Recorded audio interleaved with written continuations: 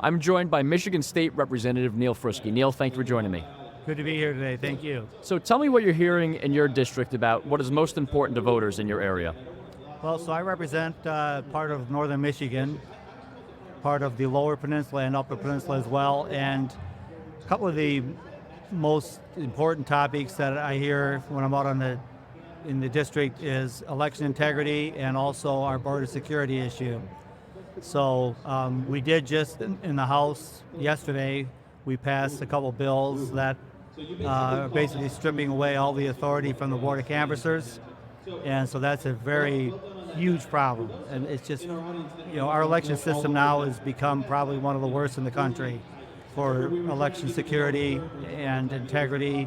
And it's really hard as a candidate or as an elected official to feel good about running for office when you just have no faith in the election process.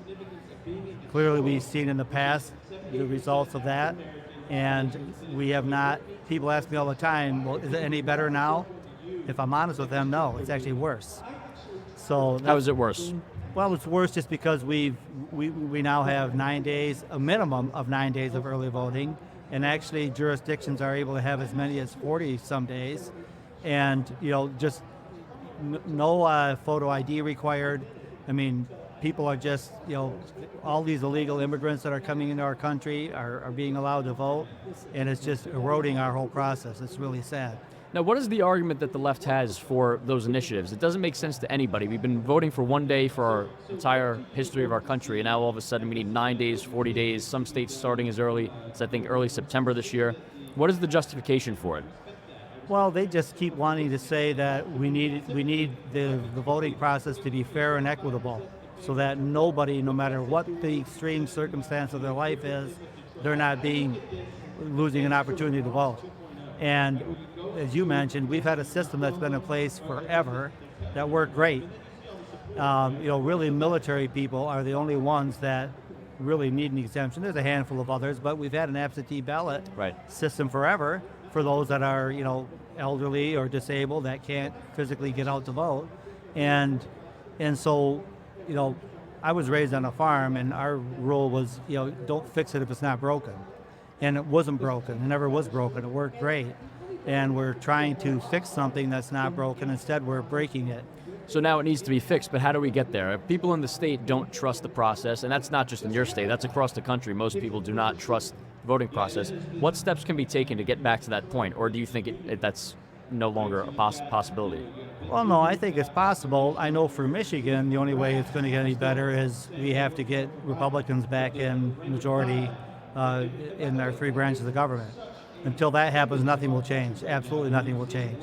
That's sort of hard to do as well, because without a clean, this is the problem that everyone runs into. We want to mobilize and, put in people we want, and they have that so locked down the way they want it to be run. When did this process start? At what point did we see such a shift in how normal elections being run was considered racist or, excludes people from being able to vote? At what point did you see that shift occurring? Well, I don't have a hard date for that. Obviously, in the last, really since the BLM movement came into play is where we've seen a lot of that in not only election integrity issues, but a lot of issues across the country. And so I think that's really what helped to catapult it to where it is today. And then for states that are being run by Democrats, clearly that's a big part of their agenda is getting all these social issues into what they think they should be, and this is the fallout from it. Now, President Trump constantly talks about making sure that his election is too big to rig. In other words, he's obviously very aware of the fact that we have extremely problematic election processes throughout these states. In your state, do you believe that there's a big enough margin where it can be, overcome if he has enough of a support where even with some strings pulled, he'd be able to win the state? I think his chances in Michigan are great, and I do believe that even with all of the problems, you actually. Yep, I do think so. Because even I see that being a state legislator, I see that all the time. There's a lot of divisions starting to happen on the other side of the aisle because of the extreme measures that they're trying to put everything into, and so they've got a lot of fracturing going on there. And there's a lot of people that I run into that are lifetime Democrat voters, and they're voting for Donald Trump. So you're sensing that that's great to hear, because I know so many people, you might hear that in deep blue areas that people view as not in place, so it's almost, it matters, but it almost doesn't. But in a state like Michigan, you're sensing a big shift in Democrats sort of switching allegiances? I believe that's going to happen this time, yes. I think Donald Trump wins the state handily. Now, he won it in 2016. Many believe, I'm one of those people, that he won it in 2020 as well. Do you expect an even wider margin? Do you think his support now, not only his support, but Joe Biden's lack of support, do you believe that margin is greater now than it ever was in your state? I believe it is, yes, Yeah. yes. And it has to be, ties into the question you asked. It has to be because, there's been cheating going on for a long time.